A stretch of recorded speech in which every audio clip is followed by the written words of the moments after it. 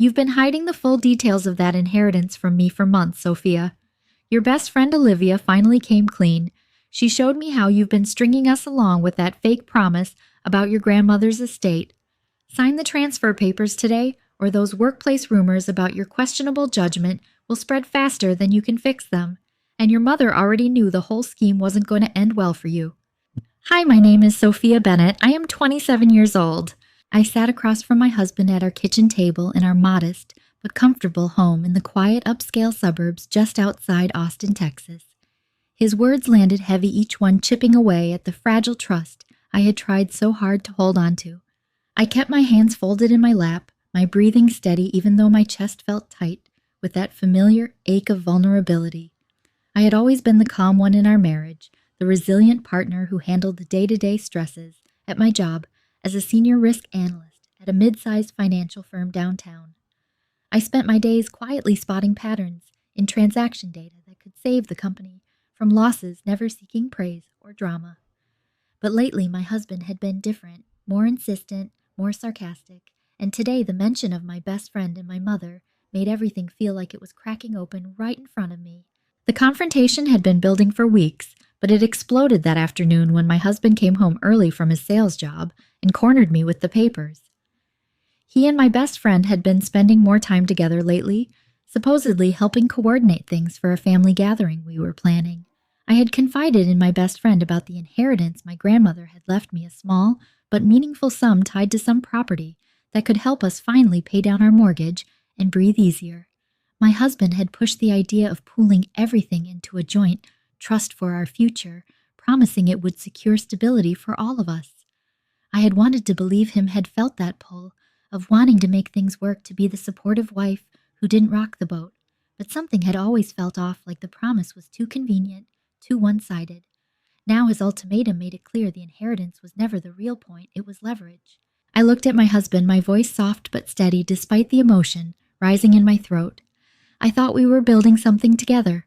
Why involve my best friend in this? He leaned back, his expression laced with that cold sarcasm I had come to recognize when he felt challenged. Because she sees what I see you holding back, acting like you're the only one who knows how to manage money. Your mother even said it herself the other day. She's known for years you get too wrapped up in your own head at work. The jab hit deep.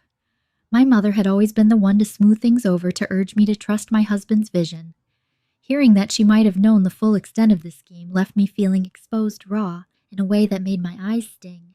I didn't cry in front of him, though. I simply nodded, buying time while my mind raced. Later that afternoon, I drove to the office, the suburban streets blurring past as I replayed his words. The rumors had started small a couple of weeks ago, colleagues mentioning offhand comments about my overly cautious calls on recent accounts, whispers that I was slowing down deals with unnecessary checks. I had brushed them off as office politics, but now I saw my husband and my best friend's hands in it, spreading doubts to isolate me professionally and pressure me at home. My coworker Hannah Reed caught me in the break room, her voice low with concern. Sophia, I overheard some talk in the conference area today. It's coming from outside sources, something about you not being a team player on the latest fraud review. You okay? Hannah had become a quiet support these past months, the kind of colleague who noticed when things felt off without prying too much. I managed a small smile, the emotional weight making my voice a little thicker than usual. I'm figuring it out, Hannah. Thanks for looking out. Inside, though, the vulnerability hit hard. I had worked so hard to build a reputation based on quiet competence, and now it was being undermined by the people I trusted most. That evening, my brother Tyler stopped by unexpectedly, his usual easygoing demeanor replaced with something more urgent. Tyler had always stayed somewhat on the sidelines of family tensions, but today he pulled me aside in the hallway before my husband got back from a quick errand. Sophia, I found these while helping Mom sort through some old files at her place, he said, slipping me a folded stack of printed emails and notes. They're between my husband, my best friend, and Mom. It looks like they've been planning this inheritance angle for a while, exaggerating the trust details to get you to sign over the house equity or something. I thought you should see them before things go any further. The mid-story twist landed like a quiet shock, my own brother handing me proof of the scheme I had sensed but couldn't fully name. I hugged him tightly, the tears I had held back earlier finally slipping free for a moment. "Thank you, Tyler. This means more than you know." He nodded, his voice gentle. "Just be careful." Mom sounded pretty deep in it when I overheard her on the phone. I waited until I was alone in our home office to review the documents. They confirmed the fake inheritance promise had been crafted to make me feel obligated to push me into transferring assets under the guise of family security. My mother's emails showed she had known the details all along, encouraging my husband because she believed I needed guidance. The betrayal felt personal and layered, stirring that deep sense of emotional hurt I had tried to push down for so long. But I stayed resilient, reminding myself of the quiet strength that had gotten me through tough projects at work. I had installed a small hidden camera in the office months ago, more out of a cautious habit from my risk analysis mindset than outright suspicion. Now I pulled up the footage from the past few days. The recording showed my husband and my best friend meeting in our living room while I was at work, their voices clear as they discussed how the pressure at my job would force my hand. My mother's voice came through on a speakerphone call, calmly agreeing that the promise was the best way to get me to contribute without making a fuss. The evidence was right there, undeniable. My hands shook slightly as I saved the files, the vulnerability of seeing it all laid bare, making my chest ache. Yet beneath the hurt, a calm resolve settled in. I wasn't going to let this define me or destroy what I had built. The next morning, the tension escalated when my husband brought up the papers again. Over breakfast, his tone laced with that biting sarcasm. "My best friend's already talked to a few people at your firm about how stressed you've been. Don't make this harder than it has to be." I felt the emotional pull, the part of me that still wanted to believe we could fix things, but the documents and footage had shifted everything. I needed time to think, to decide how to protect myself without losing the peace I had fought for. The workplace rumors were spreading faster now, and I knew a confrontation was coming, but for the first time, I felt the quiet power of having evidence on my side. The tension from that breakfast lingered like a shadow I couldn't quite shake as I drove into the office, my hand steady on the wheel, even though my mind kept replaying my husband's cutting words. I had always tried to approach our marriage with quiet resilience, believing that love meant giving the benefit of the doubt, but the documents my brother had slipped me and the hidden camera footage burning a hole in my laptop bag made it harder to pretend everything was fixable. By the time I settled at my desk, the familiar hum of the financial firm felt heavier than usual, like the walls themselves were whispering.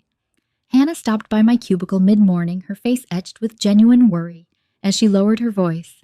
"Sophia, the rumors are picking up speed. I just heard from Marcus in compliance that someone's been saying you flagged too many legitimate deals last quarter, calling it personal caution that's hurting team numbers. Marcus Hale, our no-nonsense department head, had pulled me aside earlier with a raised eyebrow and a quiet, 'Howie, we need to talk about perception, Bennett.' The vulnerability hit me then, a sharp ache in my chest that made my eyes sting behind my screen. I had poured years into this role, spotting patterns others missed, and now the people I trusted most were twisting it against me. I nodded at Hannah, keeping my voice calm, and even despite the emotional weight pressing down. "I appreciate you telling me. I'm handling it." Inside, though, the betrayal felt so personal. It left me raw, like I was standing on the edge of something I couldn't unsee. During my lunch break, I slipped into a quiet conference room, opened my laptop, and reviewed more of the hidden camera footage from the night before. There it was clear as day, my husband and my best friend, huddled in our living room, their voices low but unmistakable. My best friend, the one I had leaned on through every late-night vent about work stress and family expectations, leaned in close to him. The inheritance promise is the perfect hook. She's always been the responsible one who wants to keep the peace. Your mother-in-law already greenlit the whole angle. She knew the details from day one and thinks this will finally get Sophia to stop holding everything so close." My husband's laugh was low and sarcastic. "The kind that used to feel charming but now cut deep." "Exactly. Once those workplace whispers reach her boss, she'll sign just to make it all go away. We frame it as protecting our future together." My mother's voice crackled through the speakerphone, next calm and matter-of-fact, in a way that shattered something inside me. She had known every single detail of the fake inheritance promise, the exaggerated stories about my grandmother's estate, the pressure to transfer assets into a joint trust for stability. She had even encouraged it, believing I needed my husband's guidance because I was too independent at work. The footage ended with them clinking glasses, confident I would fold.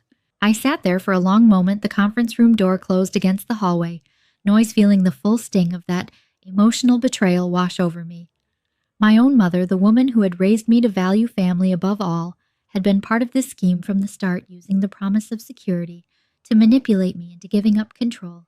It wasn't just my husband's greed or my best friend's involvement. It was layered, calculated, and it left me feeling profoundly alone in a way I hadn't expected. Yet beneath the vulnerability, that calm resilience I had always carried pushed me forward. I saved the files, securely wiped my eyes, and stepped back into the workday with my head high. The rumors were spreading fast now. By afternoon, 2 more colleagues had given me sympathetic glances in the break room, and Marcus had scheduled a formal check-in for the end of the week. Perception matters in this field. Sophia, he had said earlier, his tone professional but edged with concern. We can't have external noise affecting client trust. I knew the source of that noise, and it made the professional stakes feel impossibly high. That evening, my husband was waiting when I got home, the kitchen table still scattered with the transfer papers he had left out as a reminder. My best friend had texted me earlier, her message casual on the surface. Hey, let's grab coffee soon. My husband mentioned things are tense, but I could read the undercurrent now, the way she was testing the waters for him. I set my bag down quietly, my voice soft but steady as I faced him. I saw the documents my brother gave me, and I have footage from the camera in the office. You and my best friend talking about the inheritance like it was some game to corner me into signing. My husband's expression flickered for just a second before that familiar, cold sarcasm settled in. Always the detective, aren't you? Your mother warned me you'd overthink this. She knew the full picture. She helped shape the promise because she saw how you bury yourself in work and forget what family really means. His words landed with that psychological jab, twisting the knife of my own vulnerability, making me question if I had been too guarded, too focused on my career. I felt the tears prick again, but I blinked them back, refusing to break in front of him. The secondary conflict at work was bleeding into everything. A quick call from Hannah during dinner confirmed the rumors had reached upper management, with whispers now tying my caution to personal life stress that supposedly made me unreliable. The next day brought another escalation when my mother called unexpectedly while I was reviewing client files at my desk. Her voice was warm at first, the same soothing tone she had used my whole life to smooth over family rough patches. Sophia, honey, my husband told me you're upset about the inheritance details. You know, we only want what's best for you and him. I've known the estate wasn't as straightforward as it seemed for months, but pushing you toward the trust was the right call. Your father and I always believed a strong husband would help balance your independent streak. The confirmation that she had known the entire scheme hit like a fresh wave of heartbreak, leaving me gripping the phone tighter, my resilient exterior cracking just enough to let the emotional hurt show in my quiet reply. Mom, you knew it was built on lies. You helped them pressure me. She sighed, the sound laced with that familiar mix of concern and control. It's not lies, sweetheart. It's family looking out for you. Sign the papers and let this workplace noise die down. My best friend mentioned it's getting serious at the firm. I ended the call feeling more exposed than ever, the vulnerability settling deep as I realized how thoroughly the people closest to me had aligned against my autonomy. My brother reached out again that afternoon, his text short but supportive. Checked on Mom after you told me about the papers. She admitted she's been in on the inheritance angle with my husband for weeks. Hang in there, I'm here if you need backup. Having my brother as a quiet witness helped ease some of the isolation, but it also heightened the stakes. I spent the evening alone in our home office, reviewing the full hidden camera archive one more time. The footage now including a clip of my best friend and my husband discussing how an official complaint to my human resources department could accelerate the pressure. The thought of losing the professional stability I had built so carefully made my stomach twist with raw emotion. I was calm on the surface, typing notes on my next steps, but inside the lingering tension felt unresolved, like a storm I couldn't outrun yet. My husband came in late that night, his presence filling the doorway with that same insistent energy. We need to talk about those papers again, Sophia. The rumors aren't going away on their own, and your mother agrees it's time you stopped fighting us on this. The papers landed on the desk with a soft thud that seemed louder than it should have in the quiet of our home office, and I looked up at my husband, my heart pounding with that raw, vulnerable ache I could no longer hide. His eyes held that familiar mix of insistence and sarcasm, the kind that had once felt like passion, but now only reminded me how thoroughly the people I loved had aligned to corner me.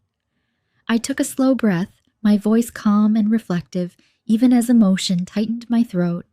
I'm not signing anything tonight, not after what I've seen. He crossed his arms, leaning against the doorframe with a low chuckle that carried no warmth. Come on, Sophia.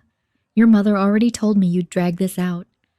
She knew the inheritance details weren't clean from the beginning. She helped craft the promise, because she worried you'd keep everything locked away in your own accounts instead of building something real with me.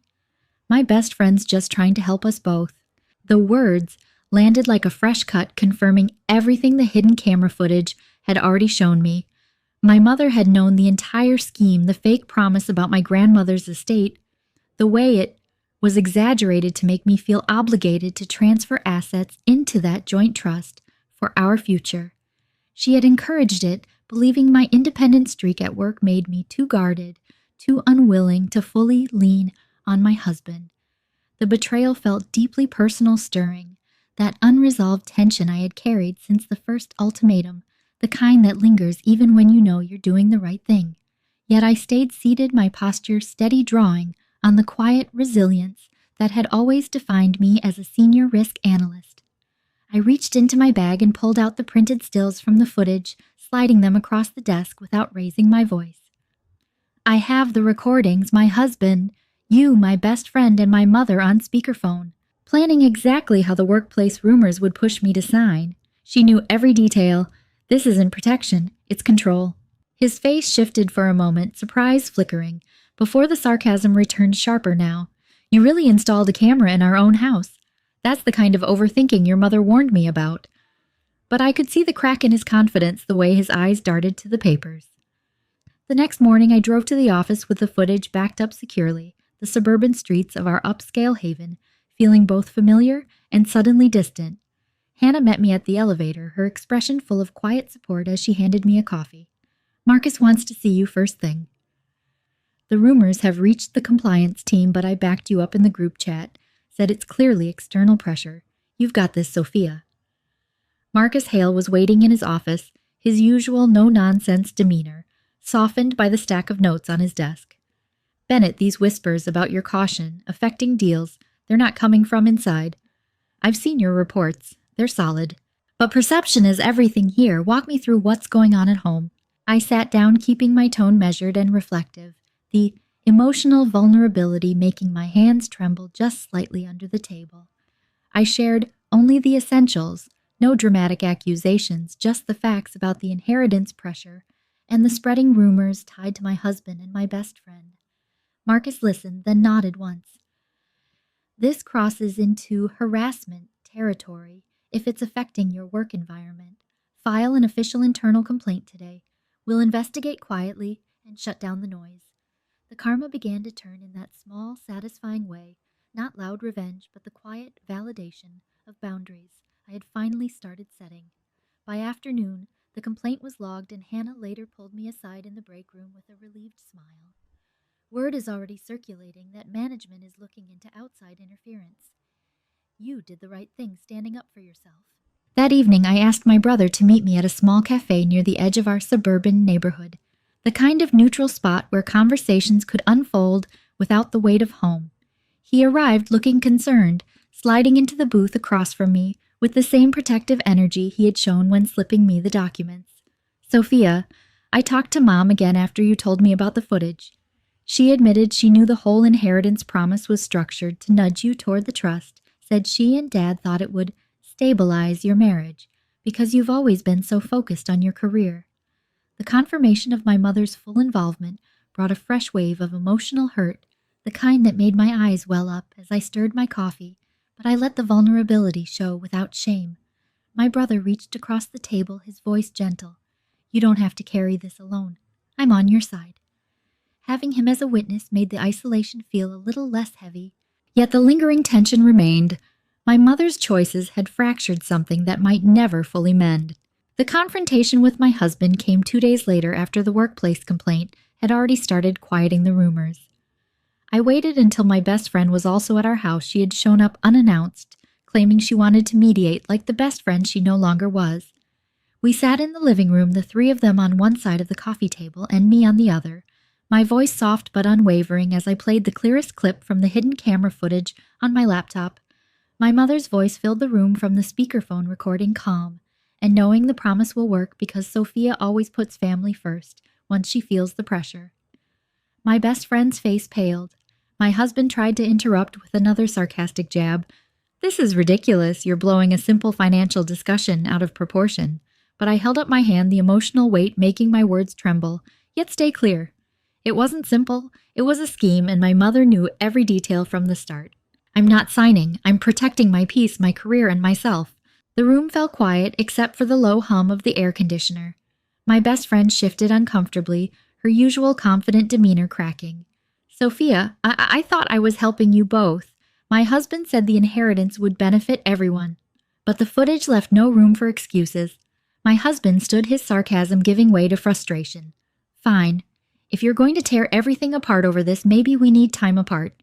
It was the partial victory I had been moving toward. Setting firm boundaries meant the marriage I had fought to save was ending an irreversible loss that left a hollow ache in my chest, even as I felt quietly empowered. I nodded, voice reflective and vulnerable. "I think that's best. I choose myself first this time." My mother called the next morning, her tone a mix of concern and defensiveness I had heard my whole life. I answered from the same home office where I had first reviewed the footage, the suburban light filtering through the blinds as I listened. "Sophia, honey, my husband told me you played the recordings. I only wanted what was best. You've always been so independent at work, and I worried the inheritance would make you pull away even more." Hearing her admit the full extent of what she had known brought the final twist of unresolved tension, the kind that settles deep and doesn't fully dissolve. I kept my reply calm, the emotional hurt raw but contained. Mom knowing the scheme and still pushing it wasn't protection. "I'm setting boundaries now. I love you, but I can't let this continue." She sighed heavily, and the call ended with her promising to give me space family support that had once felt unconditional, now felt distant, another quiet loss in the wake of my choice. Weeks passed in the upscale suburban haven that suddenly felt both safe and lonely. The workplace rumors had been officially addressed through the internal complaint. Marcus personally followed up to confirm no further external interference would be tolerated, and Hannah became a steady lunch companion, offering quiet encouragement without pressure. My career remained intact, my reputation as a calm, resilient risk analyst stronger for having faced the sabotage head on. My husband moved out to a small apartment across town, and my best friend's texts slowly stopped coming after I made it clear our friendship, built on years of trust, could not survive the betrayal. The inheritance stayed in my name untouched, a small but meaningful reminder that my worth was never something to be transferred or leveraged. Yet the ending carried that bittersweet weight of partial victory wrapped in irreversible loss. I had gained quietly empowered freedom, the kind where boundaries finally protected my peace and self-worth came first. But the family connections that once anchored me had vanished in meaningful ways. My mother's occasional calls felt polite yet strained, the lingering tension of her knowing the entire scheme never fully easing. My brother remained a steady brotherly presence, checking in without pushing, but the broader family support I had relied on was gone. I sat on my back patio one quiet evening, the suburban twilight settling around me, reflecting on how the truth had surfaced today in ways I never anticipated. The fake inheritance promise, the spreading workplace rumors, the hidden camera footage, it had all forced me to choose myself in the most vulnerable, emotional way possible. The karma wasn't loud or dramatic. It was the official complaint that triggered accountability at work. The quiet unraveling of the scheme when confronted with evidence, and the satisfying realization that I no longer needed their approval to feel whole.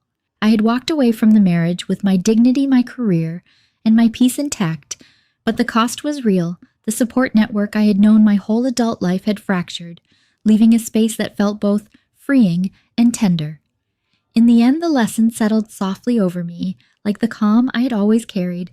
Boundaries, protect your peace, and putting self-worth first isn't selfish, it's necessary. The icy family truth still lingers in quiet moments, unresolved in its tension, but it no longer defines me. Thank you for listening to my story. Would you walk away from a husband, a best friend, and even family expectations when the betrayal runs this deep, knowing it might mean losing that support forever, but finally protecting your own peace?